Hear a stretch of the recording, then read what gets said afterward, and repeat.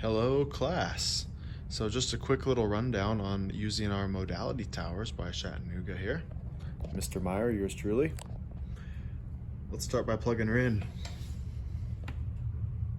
Oh yeah. Okay. Coming back to the unit here. Let's look on the back. There's an on-off switch. Let's turn that on. You see we have a nice little display here. Gotta wait a sec for it to warm up. Excellent. So we see options, right? Electrotherapy, ultrasound, or combination therapy, which is if you're using both modalities at the same time, either for one patient or two patients. So with that, on the back, there's also a little dial. This dial spins, okay? Watch what happens to the display when you spin the dial, right? It adjusts the contrast. So if you turn on your Modality tower and can't see anything, mess with that dial a little bit to dial in the contrast so you can see it better. All right, now that we have visualization, we know we're gonna be using ultrasound, so let's make sure that our equipment is where it needs to be. This cover here pops off. All right. We see all of the different plug-in options available for us. Here's the ultrasound, right? So that plugs in as such. Right. Don't worry about any of the other holes for now. We'll get to a couple of them as we progress. So here's our transducer head for the ultrasound. Notice there's a yellow cap. We're gonna wanna take that cap off. Okay, don't perform the ultrasound with the cap still on. It's just a safety cap so this doesn't get nicked up or anything. Let's put that back. Another important thing to have on hand before we start our treatment, ultrasound gel. This is going to be our medium.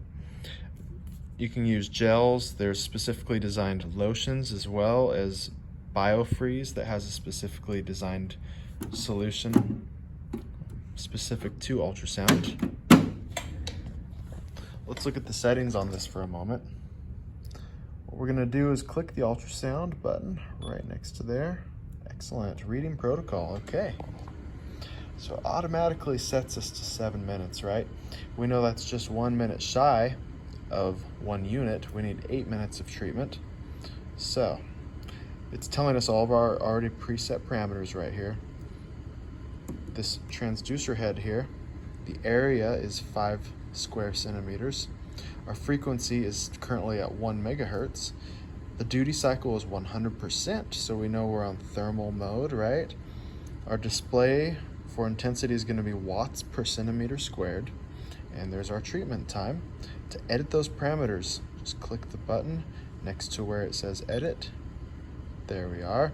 You have an option to warm the head up for patients who might be a little sensitive to a cold head right going on them. It's a nice little feature. Not all units have that. If you click the button next to any of these 3 options, it will automatically shuffle through the available options. So notice here we have 1 megahertz or 3.3 megahertz. Now keep in mind which setting is designed for deeper penetration of tissues and which setting is meant for more superficial tissues. You'll need to know that. Here's our duty cycles, recalling that 100% is thermal. Less than that is non-thermal, right? So we have 10% there, which is anything less than 100% duty cycle is termed discontinuous.